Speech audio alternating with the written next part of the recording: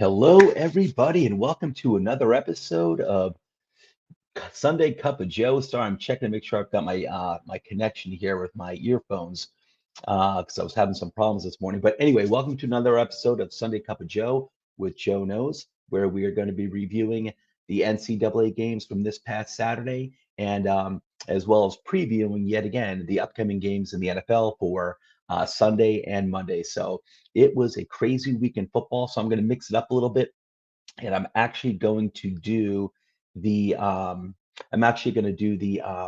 the preview of the NFL games first, and then we're going to go to the college games because it was a crazy game of college football. I actually fell asleep early last night, but the games were already crazy. I got some of the final scores this morning, and I had to read up on quite a few of the games. But man, it was crazy, and this is why we love college football because every year you get like 2, maybe 3 weeks just like this 2 or 3 weekends just like this, where it's just like a hornet's nest of craziness. And this is why we love college football. So it was one of those weeks. It's going to require a little more time. So I want to do the NFL stuff first. We're going to get that out of the way. But before we get into the content, don't forget to hit that like and subscribe button. Give us that 5-star Apple review because we deserve it. If you can really, especially if you can give us the subscription, if you can subscribe to us on YouTube, greatly appreciate it. But also the 5-star Apple review helps us out a lot. Where you can find the show: Apple Podcasts, YouTube, Podbean, When a Family Breaks, Spotify, Facebook, and actually When a Family Breaks is one of our pages on Facebook. We have two Facebook pages: When a Family Breaks, which is dedicated to the trading of sports memorabilia, as well as toiletstotitles, which is our main Facebook page, of course. And last but not least, you can go to patreon.com/toiletstotitles to learn how you can further support the show. And after this show, starting around 10:30 this morning, will be the Blitz, which is one of our fantasy football start sit advice programs, and that's going to be hosted by Alex Dirty Jobs, as well as and that's Mike, who goes by Dirty Jobs, as well as Justin Stevens. So you got three guys giving advice. They're really good. They know what they're talking about. Eventually, it's going to be a call-in show, but for right now, you can send your questions through the chat and they will answer any and all questions. And again, that's going to start around 10:30, and that's fantasy football start/sit advice. And check it out. Really good advice. So let's move on to the NFL week 5 picks. And again, I did these on my Wednesday night program, but I've updated them with the updated lines, and I did change some of the picks. But again, my week 4 results were very good. I was 10-6 with the spread. I was 13-3 straight up so far year to date. And let me do share screen here. I'm kind of rushing around because I started this late. Let me show you what I am seeing. Let's do share the window there. Okay, so far, again, my week 4 results, I was 10-6 with the spread and 13-3 straight up. And year to date, I'm 39-25 with the spread and 42-22 straight up. So I'd say I'm doing pretty well with my picks so far this year. Okay, here are my upcoming picks for week 5 of the NFL. And I updated these this morning. Well, I didn't get off to the best start with the Rams and Seahawks. It was the Rams giving 2.5. I took the Seahawks getting the points. The Seahawks lost, but the Rams, I did take the Rams straight up. I did take the Rams straight up, and they did pull out that win, actually pretty comfortably. And as you know, Russell Wilson's now out probably for at least a few weeks with a hand injury. He's having an operation, broken finger or two, so not looking good for the Seahawks. But the Rams took care of business in Seattle. I thought it was going to be more difficult because they're playing in Seattle, but I also felt that the Rams were significantly better than Seattle. But I was wrong on the Seahawks getting the points, though I think the Rams won by 10, if I remember correctly. Okay, moving on to today's games. The Jets are at the Falcons in London, but it's officially a Falcons home game. The Falcons are laying 2.5 points. I'm taking the Jets getting the points, and I'm taking the Falcons straight up. The Packers at the Bengals. The Packers are laying 3 points. They're giving 3 points. I'm taking the Packers giving the points and the Packers straight up. The Bengals are having a great season. They're 3-1, just like the Packers are. And but I don't think the Bengals will be able to keep up with the Packers in this game. But the Bengals are looking really good. It's not a knock against them. I'm going to take the Packers winning by more than 3 points, and I'm taking the Packers straight up. Obviously, I'm taking them winning by more than 3 points. The Lions at the Vikings. The Vikings are laying 10 points. That's a lot of points. And it's a divisional game. Those games tend to be close, even when you're not expecting it. The Lions have been fighting all year. They've been playing well. They're 0-4, but they've been a tough 0-4. They've been playing well, and I think the Lions are building the right way. I like the way they look. I like their new coach Dan Campbell. But I'm gonna in this game, I am taking the Lions getting the points because it's a lot of points to give in a divisional game. And I know it's in Minnesota, but I'm going to take the Lions getting the points, but I'm taking the Vikings straight up. I do think this is going to be a tough game. Okay, Broncos at the Steelers. The Steelers are giving 1 point. Uh, um, I'm taking the Broncos getting the points. I think the Steelers look really bad. I'm taking the Broncos getting the points. And like I said, I was hesitant here because it's if Bridgewater plays. As of right now, it looks like Bridgewater is playing. If Bridgewater is out, if there's some last second decision where Bridgewater is taken out and Drew Lock is inserted as the starter, then I'm going to reverse this. I'd be taking the Steelers. But right now, Bridgewater apparently is playing. He had a concussion last week, but apparently he is playing. So I'm taking the Broncos getting the points and the Broncos to win straight up. Again, if there's some last second decision where Locke is inserted as the starter, then I'm flipping it. I'm taking the Steelers giving the points and the Steelers straight up. But right now, Bridgewater is apparently playing, so I'm taking the Broncos getting the points and the Broncos straight up. Um, Okay, Dolphins and the Buccaneers. Buccaneers laying 10 points. Again, that's a big point spread, but the Dolphins are reeling right now. Their backup quarterback, Jacoby Brissett, things are not looking good. He's a capable backup quarterback, Brissett. But right now, and maybe they'll play better this week. Maybe just need a little more time to get into the flow of the offense. But I got to go with the Buccaneers, even though they're laying 10 points. Buccaneers are an elite team. It's in Tampa Bay, so I'm going to take, like I said, just combined with the Dolphins, just playing the way they've been playing without Tua. Not that Tua was great, but their offense was definitely flowing a lot better. So I got to go with the Buccaneers, even though they're giving 10 points. I'm taking the Buccaneers straight up, of course. Saints at Washington. The Saints are laying 2.5 points. I'm taking Washington getting the points and Washington straight up. So I'm taking Washington with the upset. And I am not impressed at all with the Saints. I wasn't impressed at all last weekend before they even went into the game last week with the Giants. I thought their offense, like the points they were putting up in some of those games where they had like 8 touchdowns in 2 games, was kind of a fluke. It was really like the defense getting the ball, giving it back to the offense with a short field to work with. And I was not buying into the Saints at all. And I think their offense is in real trouble. I think the Saints defense is for real, but I think that offense, again, it's been like smoke and mirrors, and it's been more just very reliant on the defense getting them the ball and keeping the opponents to scoring low points. That's not going to be the case with Washington. Washington's fully capable of putting up points. Taylor Heineke, the young quarterback, looks really good. It looks like he's got command of the offense. I think Washington is going to steamroll the Saints this weekend. So I'm definitely taking Washington getting the points and Washington straight up, especially in Washington. But I am not impressed with the Saints offense at all. And I don't know if it's the quarterback. I don't know if it's Jameis. I mean, he's part of the problem, but I think the real problem is that they don't have any legit wide receivers. They are missing Michael Thomas immensely. Even when he comes back, I don't know if he's going to play in the Saints. I don't know if they're going to trade him or what, because he's not getting along with the front office with New Orleans, and they greatly miss having a wide receiver one. And Kamara is doing his job. He put up like 125 yards on the ground last week of the Giants, but the Giants also focused on keeping him out of the receiving game. And I don't think he had any receptions last week, Alvin Kamara. So he's like their only weapon besides some Taysom Hill. Taysom Hill was pretty much like their main weapon last weekend. I'm sorry, but a Kamara Hill combination, Kamara Hill stack is not good enough. Is not good enough. They at least need a wide receiver one. And I think New Orleans is in serious trouble this year. So I'm taking Washington and getting the points in Washington straight up for the upset. And I'm surprised the Saints are giving 2.5 points. That's really crazy. And that's at Washington. I'm really surprised about that.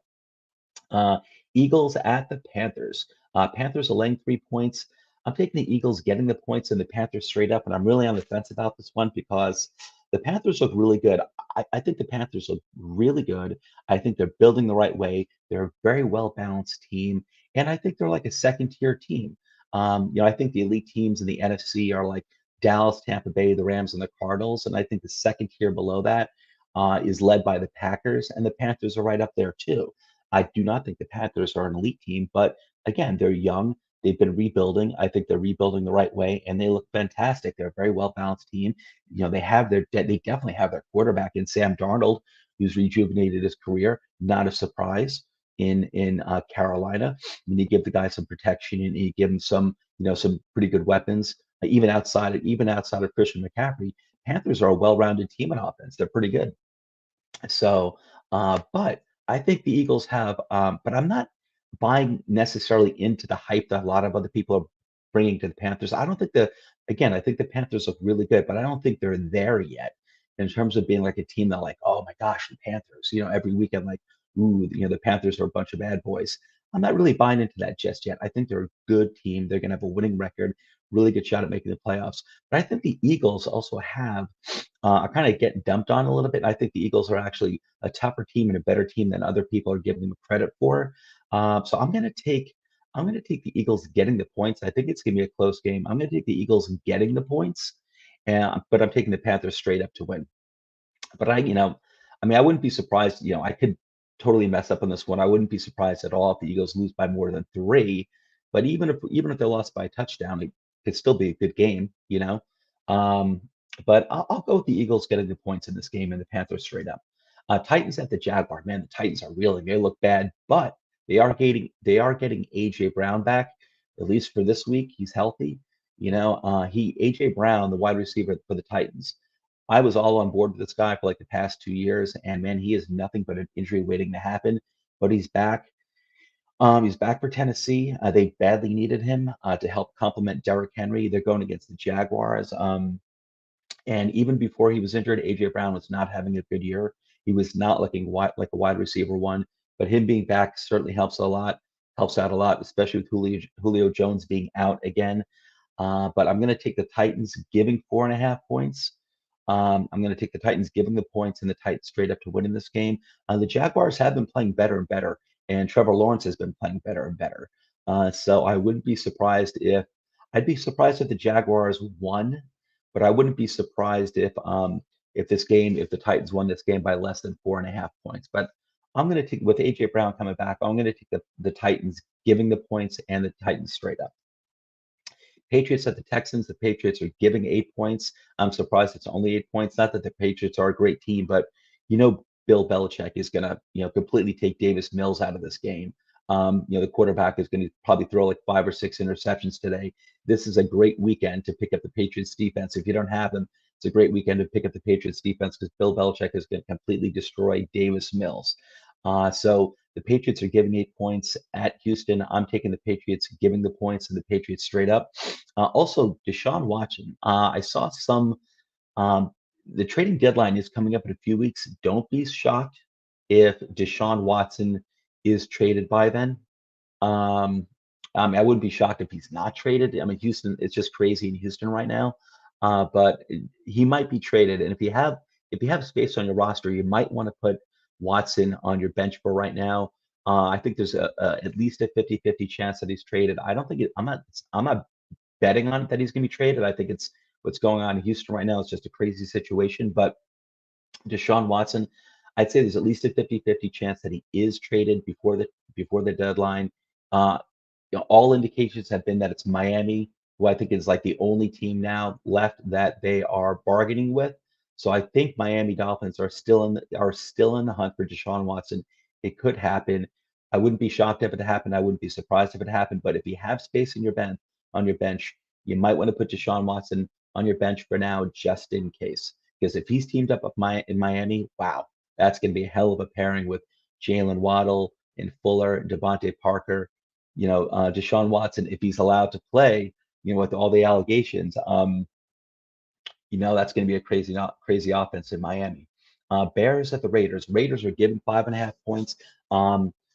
We've got Raiders giving they're giving 5.5 points. I'm taking the Raiders giving the points and the Raiders straight up. And quite frankly, I think Justin Fields is starting. He's starting this game.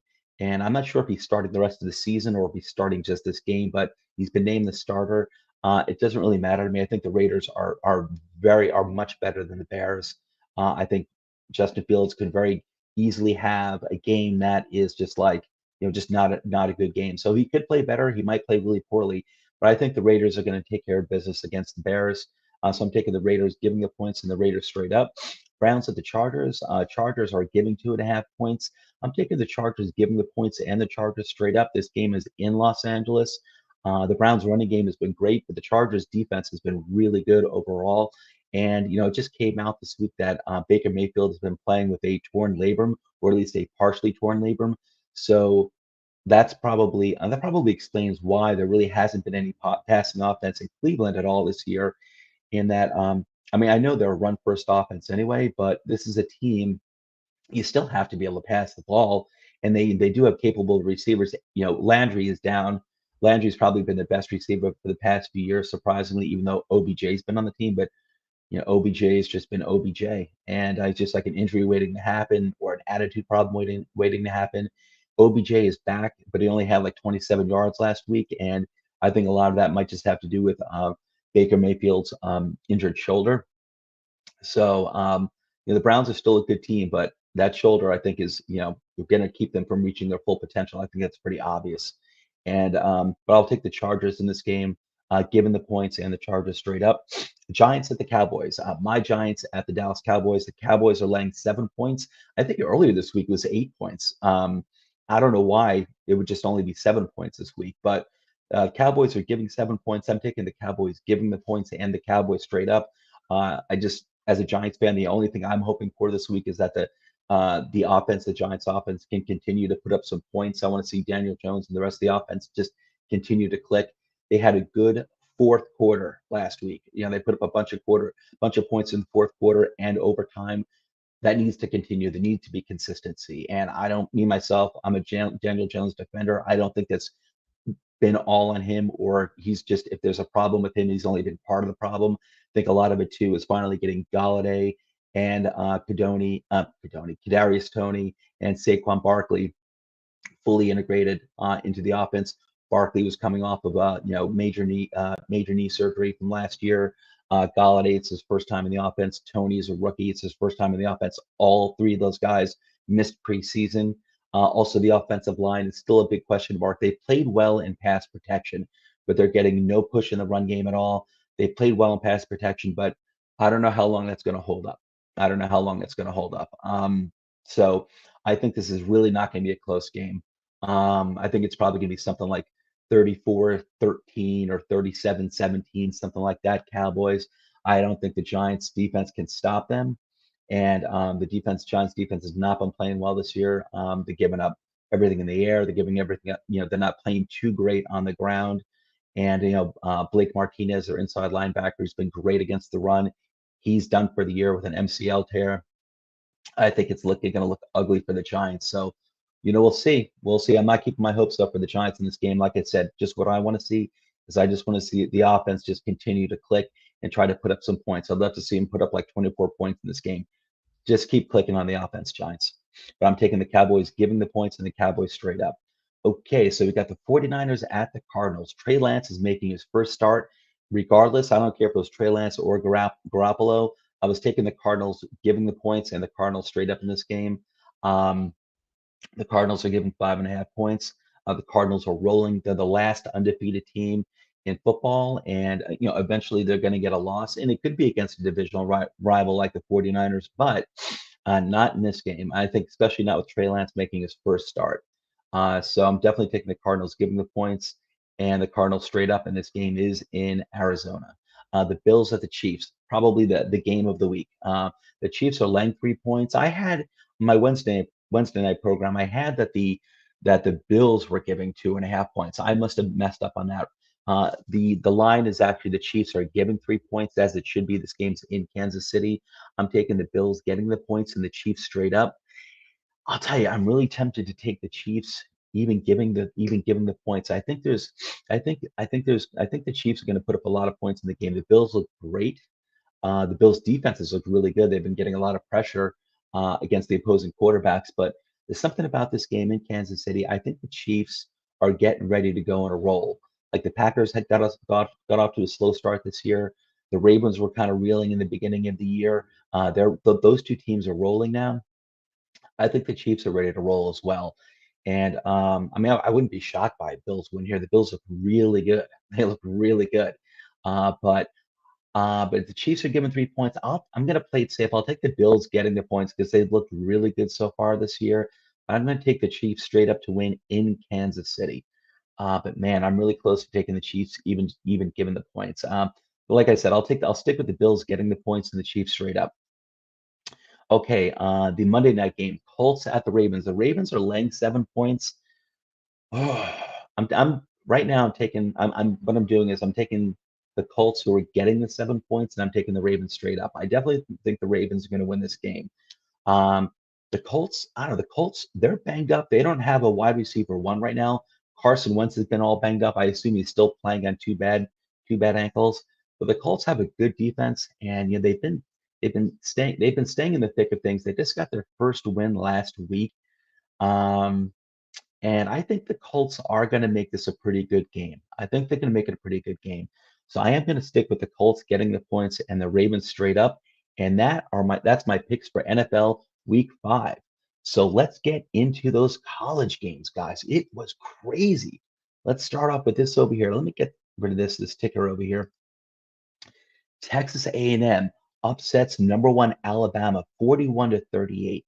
And I wasn't shocked by how that this game was crazy as it was. I wasn't surprised when I saw this matchup. I'm like, I didn't think Alabama would lose, but I thought it would be like Alabama winning like, I don't know, like 41 to like 34 or something like that.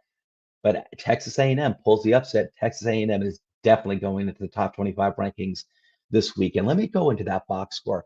I don't go into all the box scores. I don't think it's necessary, but we need to go into this one over here. This is one of the few games that we're going to go into the box scores this weekend.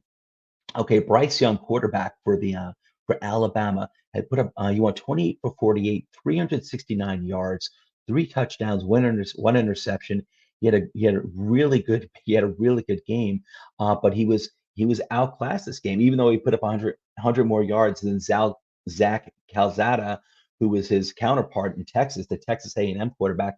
Zach Calzada also had a good game, 21 for 31, 285 yards in the air, three touchdowns three touchdowns by Calzada. Great game by that guy. And I'm just looking at okay, Jameson Williams, wide receiver for Alabama, had 146 yards on 10 receptions, two touchdowns. You had Aeneas Smith, a wide receiver for Texas A&M, who had 85 yards and two touchdowns himself. Jalen Weidermeyer, another wide receiver for Texas A&M, put up 73 yards and a touchdown. And also, Texas A&M's running back Isaiah Spiller had a nice game. He had 46 yards rushing with one touchdown. Not that that's eye popping, because it was 17 carries, 46 yards. It was only an average of 2.7. He was playing against that very tough Alabama defense. But Isaiah Spiller also put up 43 yards in the air as well. So they put up 90 yards total combined, as well as a touchdown. So good game by Isaiah Spiller. He is really a very good running back, really good weapon for Texas A&M. But man, what a wild game! And it was 24. This game went so fourth quarter. This game, if you didn't see it, it was 24 combined points by the two teams in the fourth quarter alone. Alabama put up 14 points in the fourth quarter. Texas A&M put up 10 points in the fourth quarter, including the game-winning touchdown with like 3 seconds left on the clock. So it was crazy. What a game! A game like this is why you love college football.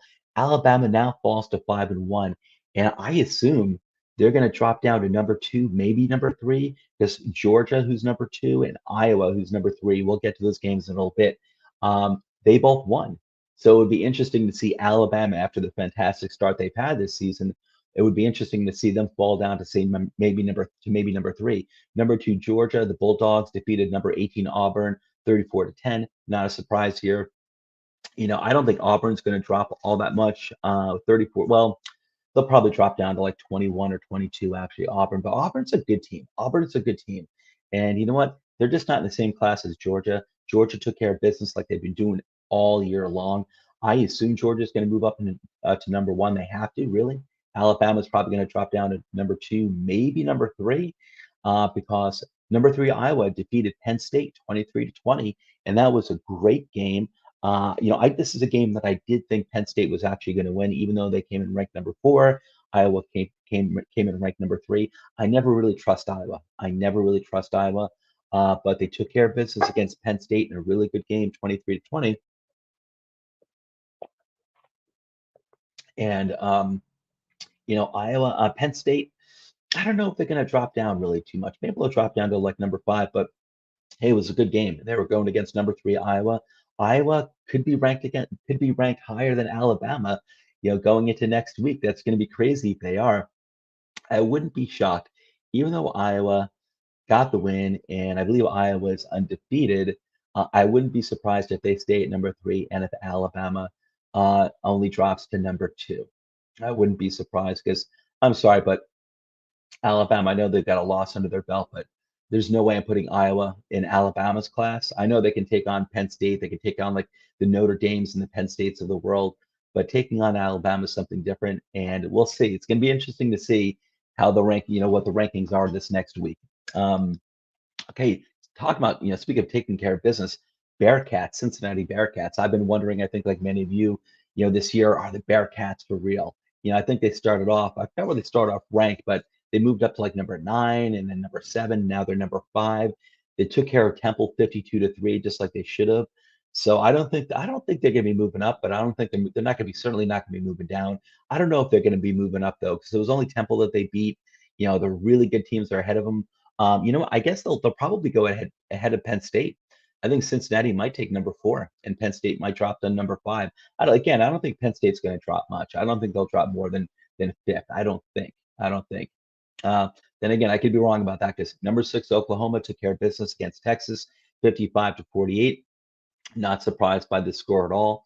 Oklahoma, ideally you do want to win by more than 7 points against the number 21 team, but Oklahoma and Texas have a long-standing rivalry. It's kind of like a divisional game. It's kind of like the Giants and Washington playing each other. It's like you never know what's going to happen. So these long-standing rivalries. So to me, this result was not a shocker at all. Let's go into this game though, because there was some big time implications what was going on in terms of next year's draft. Texas, Oklahoma. Let me just get into that game. If I can find it. Give me 1 second. Okay, let's go into this game because Spencer Rattler, if you are a fan of a team who is probably looking to take a quarterback in the 2022 draft. I've been saying for a while, I'm not crazy about the quarterback class at all coming out in 2022. I don't like it. I don't like it. I'm not comfortable with it at all. And it just took that quarterback class just took a big hit because the guy who is probably ranked the number one quarterback as of right now, coming into the 2022 draft, Spencer Rattler for Oklahoma, he was benched. His final line was 8 completions on 15 attempts for 111 yards, 0 touchdowns, 1 interception. He was benched for Caleb Williams, who I believe is a freshman. Caleb Williams went 16 for 25, 212 yards in the air, 2 touchdowns passing, and he also, uh-oh,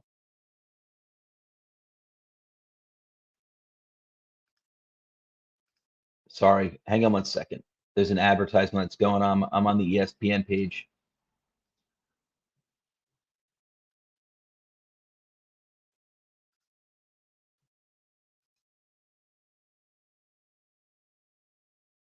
Jesus. Sorry about that, guys. I'm on the ESPN page, and there's one of those videos that's just automatically playing. I don't know if you can hear it, but I can hear it. So sorry about that. Anyway, but again, back to Oklahoma uh, quarterback Caleb Williams, who's a freshman. So he put up 212 yards passing, and he also put up 88 yards on the ground and a touchdown. So he was responsible for 3 touchdowns. But like I said, the big story in here was besides the fact that Oklahoma, number six, held off Texas, Spencer Rattler was benched. That is going to take his again. there are a lot of expectations for him being like the first or second quarterback taken in the 2022 draft. That just took a huge hit for so again for teams and fans of the NFL teams who are looking to take a quarterback in the 2022 NFL draft. I don't know, guys. Like I said, I didn't like this class anyway, but that is a big hit. Casey Thompson, quarterback for Texas, 20 of 34, 20 for 34, 388 passing yards, 5 touchdowns. So Casey Thompson for Texas, 20 for 34, 388 passing yards, and 5 touchdowns in the air. Impressive, really impressive. Okay, here's some crazy ass stats. Let's go over these numbers here. Kennedy Brooks, running back for Oklahoma. Kennedy Brooks, 25 carries, 217 yards rushing, and 2 touchdowns. Texas running back Bijan Robinson. This is a name you want to know. Bijan Robinson having a great season, put up 137 yards, 1 touchdown. Um, Oklahoma wide receiver Marvin Mims put up 136 yards and 2 touchdowns. And Xavier Worthy, wide receiver for Texas, 261 yards on 9 receptions and 2 touchdowns. Again, Texas wide receiver Xavier Worthy, Xavier Worthy, 9 receptions, 261 yards. That's an average of 29 yards per reception and 2 touchdowns. Incredible numbers, incredible numbers. So an absolute crazy game again. But Oklahoma, number 6, did hold off Texas. They're now 6-0. Texas is 4-2. I don't think Texas is going to be dropping any further than 21 because that was a hell of a game they put up against number 6 Oklahoma. They shouldn't be dropping in the rankings, and they put up a hell of a performance there. But Oklahoma's 6-0. I assume they're probably going to move up to number 5 Oklahoma now, but what a hell of a game. What a hell of a game. And that is why we watch college football, everyone. Okay, let's move on. Number 7, Ohio State took care of Maryland. They took care of the Tarps 66-17. And then you've got number 9, Michigan defeated Nebraska 32-19. Nebraska was unranked. I wasn't surprised by this result at all. I would have been surprised if Michigan lost, but I was not surprised that it was a close game. Again, Nebraska is not a ranked team, but this is one of those like historic rivalries, Michigan and Nebraska, and they always play each other tough, very, very tough. So I wasn't surprised that it was a close game. I don't think Michigan's going to be moving up in the rankings this week. I think they'll stay at number 9, but they certainly shouldn't be moving back at all. And then you've got Boise State upset number 10 BYU 26-17. I kind of wasn't surprised by this. I mean, I'm not a believer in BYU. They've deservedly been moving up on the rankings and steadily moving up the rankings over the past few weeks. But BYU is always known for, like 1 or 2 big stinkers every season. And, this is, I think 10 was their ceiling. I don't think they're going to see the top 10 again.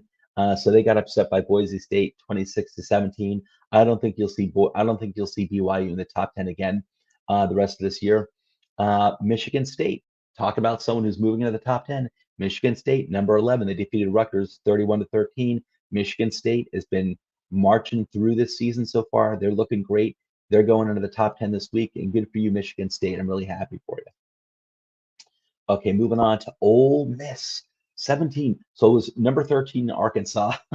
I feel so bad for the Razorbacks. They're a really good team, and they've been moving up in the rankings. And I think this is their second loss in a row, and against good teams. And they lost to Ole Miss, who's ranked 17, 52-51. What a hell of a game! And this is a game that we're going to have to go into the box score as well. Again, it's Ole Miss and Arkansas. Ole Miss and Arkansas. Let's go to the box score on this game because this was a crazy game too, as you can tell by the score. And if I can find it, there we go. Okay. What another crazy game.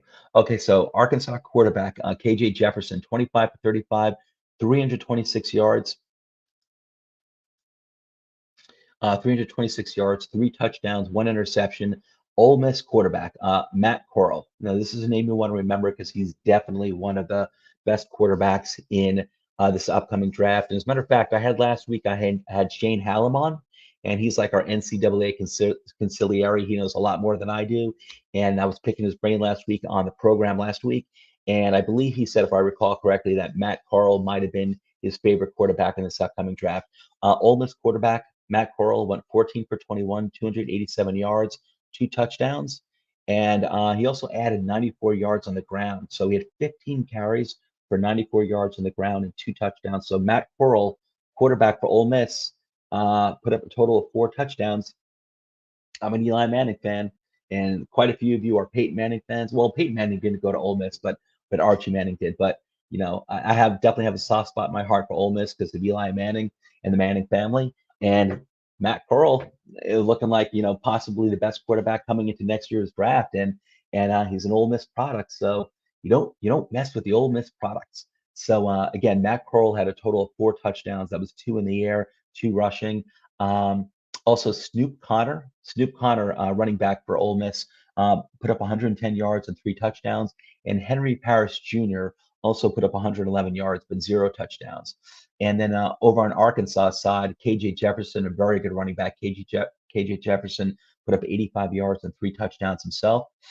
And let's see, Traylon Burks, wide receiver for Arkansas, put up 136 yards, one touchdown. And okay, nothing else over there on the receiving side. Okay, Ole Miss receiving. Braylon Sanders, wide receiver for Ole Miss, put up 127 yards and a touchdown. Dontario Drummond, who I think is actually Ole Miss's best wide receiver, Dontario Drummond, put up 78 yards and a touchdown. And it was only on two receptions, so he averaged 39 yards per reception. And going back to Braylon Sanders, the other wide receiver for Ole Miss, he only had two receptions for 127 yards. That was 63 and a half yards per reception. Crazy, crazy, totally crazy. But I think Dontario Drummond is actually their best wide receiver at Ole Miss. And again, he had a good game, 78 yards and one touchdown. And Ole Miss pulled the slight upset over Arkansas. But what a battle! What a great battle! Ole Miss is now 4-1. Arkansas falls to 4-2, and Arkansas is a really, really good team. And they're gonna. I think that they're probably gonna switch spots here. I don't think Arkansas is gonna fall back all the way to 17. I think they'll probably drop to maybe like 16. But Ole Miss, I think, is gonna. They're definitely gonna crack the top 15, probably get as high as 14, maybe even take 13 from Arkansas. So, but Ole Miss is definitely moving up the rankings. I'm really happy. I'm rooting for Ole Miss. I'm rooting for Matt Corral, looking really, really good. And you know what? Matt Corral right now, like Shane said last week, I think he's looking like the best wide receiver coming into next year's draft. He's a junior. He should be coming out. He's looking really, really good. So he might be that number one quarterback in next year's draft. Matt Corral. Matt Corral. Okay, let's move on to the next game. Okay, number 14, Notre Dame defeated Virginia Tech 32-29. I should say they held off Virginia Tech 32-29. Not surprised that this was a close game at all. Why? Because I think Virginia Tech is always a team that has game. They're always a tough team. And I'm actually kind of surprised that they're not ranked in the top 25, Virginia Tech, but they did lose. But again, Virginia Tech has game. They put up a tough one against Notre Dame. Notre Dame is it's kind of tough to believe in them when they really, can't defeat anyone handily. It seems like a lot of their games are close. So I don't know if Notre Dame, I don't think they'll drop in the rankings this week, but certainly I don't think they're going to move up either. I mean, they're not going to drop. They did win. I don't think they're going to move up. I think 14 is their spot next week. Okay, number 15, Coastal Carolina. They go postal yet again on Arkansas State, 52-20. I thought Coastal Carolina, they are a good story, and I was really into their story the beginning of the year. But now I'm getting slightly annoyed that they're still ranked like number 15. They're playing against nobodies, and I don't think, they're playing against teams like Arkansas State, like UMass, like teams like that, like teams that are not ranked. They're not good, and yet Coastal's blowing them out. They're taking care of business. It's nothing against Coastal. I just don't agree with it with the national rankings. And I don't think a team like Coastal Carolina, who's not playing against any top tier talent at all, they haven't this year. And I looked ahead in their the rest of the schedule for this year, and as far as I recall, they're not playing like any currently ranked teams, and certainly not any elite teams, like any top 10 teams. But here they are, ranked number 15, and I don't like that ranking. I think they should be ranked maybe, I don't know, 18, 19, 20. I don't think they should be in 15. I don't think that's right. I go against Notre Dame, who's ranked what, number 14? Go against Notre Dame, and let's see how you match up against Notre Dame. And Notre Dame's not even all that good. But again, my problem isn't with Coastal. My problem is with the rankings. I don't think it's right that a team Sure, they're kicking everyone's ass, but their competition's just not good at all. I don't like that. I don't agree with that. They're ranked number 15. I think they should be ranked no higher than 18, maybe 19, maybe 20, but certainly no higher than 18 in my opinion. But anyway, they went postal yet again on Arkansas State. Coastal Carolina is taking care of business. Number 16, Kentucky defeated LSU 42-21. How the mighty have fallen. Just 2 years ago, LSU was national champions, and now they're not even ranked, and I don't think they've been ranked at all this year. And they look horrible. Kentucky took care of them easily. I am surprised that Kentucky's ranked as high as 16, but hey, they've been winning, they've been having a good season, and you know what? I wouldn't be surprised if this week, upcoming week, if Kentucky takes the 15th spot and if Coastal Carolina drops down to 16 or 17. Um, Okay, moving on to Wake Forest. They defeated Syracuse 40 to 37 in overtime. I'm not surprised by this result. Not that Syracuse is a great football program, but they do have game. They do produce NFL players, and I'm not a big believer in Wake Forest anyway. So I was kind of surprised that they were as high as 19, but they did win in overtime against Syracuse. I don't think Wake Forest is going to be moving up this week. I think they'll probably stay at 19. You got Florida, who I'm surprised actually dropped all the way to 20. I think they're better than 20, but they took care of business against Vanderbilt 42-0 as they should have. I think Florida is going to move up maybe to like 18, maybe 17 this upcoming week. I'm surprised they fell all the way to 20. I didn't think they'd fall that far. So, I think they're going to move up pretty substantially, maybe 2 or 3 spots, maybe 3 spots, maybe up to 17. So Florida did get the shutout win there. Number 22, Arizona State defeated Stanford 28-10. I thought Stanford would actually put up a better game against Arizona State. Arizona State, they're looking good. Arizona State's looking really, really good, and I think they're a really good story this year. Uh, After this win against Stanford, Stanford wasn't ranked, but man, Stanford's a pretty good team. They're not a bad team. They've got to be like Stanford has to be like the best unranked team out there, I'd say. And Arizona State took care of business. It wasn't a close one, 28 to 10. Arizona State should crack the top 20. I think they'll blast past 20 up to like 19, 19 or maybe 18. All right, maybe not 4 spots, but I think they'll crack the top 20. I think they'll make it as high up as 19 this week. I do. Arizona State's looking really good, and I think they're a really good story this year. I like them a lot. Okay, number 24, Southern Methodist University, SMU, defeated Navy 31-24. Nothing sexy about this game at all. SMU, I think you actually should have defeated Navy by more than that. Navy, you do a great job of defending our country. I root for you. I love you. But at SMU, you have no business letting Navy keep it this close, especially since you're a ranked team. But SMU, I don't think they're going to move up after this win. They'll probably stay at around 24. And then San Diego State, number 25, they cracked the rankings. I'm glad to see it. San Diego State always produces. They've been known for producing some really good, exciting talent to the NFL throughout the years. And there's always some really good players that come out of San Diego State, some real studs. I'm not saying every year, but they've been known for producing their studs here and there in the NFL. They defeated New Mexico 31-7. San Diego State is in the top 25. They're going to move up probably 24, maybe 23, but they're going to stay in the top 25. I'm glad to see that. I am a fan of San Diego State. They're just one of those not so big programs that does produce some really good key players to the NFL once in a blue moon. And I'm glad to see that they're doing well and they've cracked they've cracked the top 25 and they're going to stay there as well. So good for you, San Diego State. And I predict they'll probably move up to 24, maybe 23 this week. So anyway, that's it for the college games. It was a crazy week in college football. Hopefully we get at least one more week like that. In the season that college football you know, usually get definitely one, maybe two really, really crazy weeks like we just had, like we just reviewed. Hopefully we'll get another one. Hopefully we'll get to actually three. Because I don't know. I have a feeling this is gonna be a crazy season. I think it's been crazy so far. And I hope we get a few more weekends where it's just this hornet's nest of an absolute craziness and upsets and just wild overtime games. And that's why you love college football. So anyway, just before you go, I just want to go over the schedule for our in-season schedule, I should say, here at Toilets to Titles. Monday night, we've got our waiver wire program. It's for Patreon members only. And again, that's waiver wire advice for fantasy football. Tuesday at 8 p.m., Toilets to Titles, which is our flagship program. Wednesday at 9 p.m., me, Joe Knows NFL Review Preview. That's where I review the previous weekend NFL games and I preview the upcoming week's NFL games. The Wednesday following that show, Wednesday at around 10 o'clock, maybe 10:30, is Dollars to Deuces, which is a lot of fun. That is with that's with Rich Gonzalez and Nate, and that is a weekly betting advice. It's a lot of fun. After my show ends, usually at around like 9 o'clock, 9:30, I end my show on Wednesday night. I then get ready to tune into Dollars to Deuces because it's a lot of fun. Rich and Nate do a great job with that show. Thursday at 8 p.m. is a dash of DFS. Saturday at around 7:30 p.m. is Down Under Dynasty. That's our crew in Australia, giving their own fantasy takes and their own fantasy advice as well.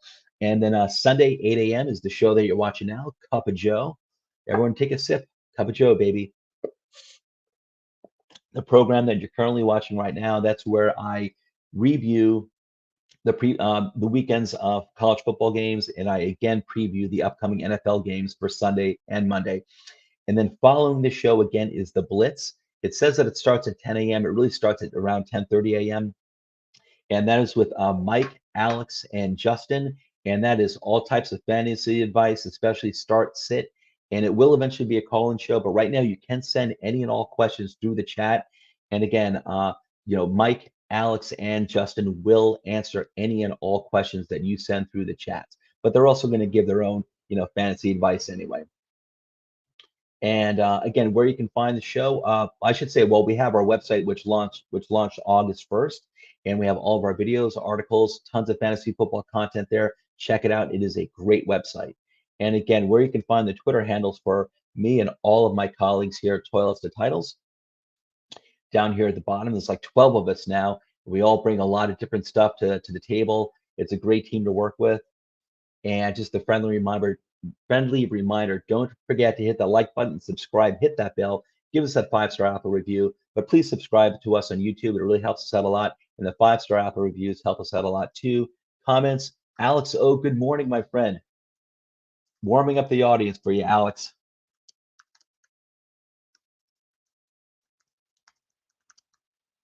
All right, I'm about to sign off anyway. Anyway, Alex, good morning, my friend. Trying to warm up this audience for you guys. And okay, so I'm pretty much out of here, guys. It's been a great weekend of college football. What a wonderful weekend! And you know what? Hopefully, it's gonna be a great weekend of NFL football. It's a lot of good games. Things are clearing up now. You're seeing who the elite teams are. I think like the Cowboys and the Cardinals this season. I thought we all just thought like the Buccaneers and the Rams are the elite teams, the NFC. The Cowboys and the Cardinals are right up there with them. Four elite teams in the NFC. I think it's going to stay that way. I don't think anyone else is going to enter that bracket. On the AFC side, it's crazy. I think the Bills are looking like the best team right now. As of right now, probably going to pick the two teams who are probably going to go to the AFC Championship game. As of right now, barring any injuries, I think it's going through Buffalo, and I think the Chargers are there as well. But never count out Patrick Mahomes. Never count out Mr. Mahomes at all. So it's a wild year in the AFC. Things are really up in the air in the AFC. I think the NFC, I think things have really solidified. We see who the top elite teams are. And again, I think that's the Buccaneers, the Rams, the Cowboys, and the Cardinals, not necessarily in that order. Anyway, I'm out of here, guys. Have a great week. Enjoy your NFL games today, and I'll catch you on Wednesday. Have a good night, everyone. Take care.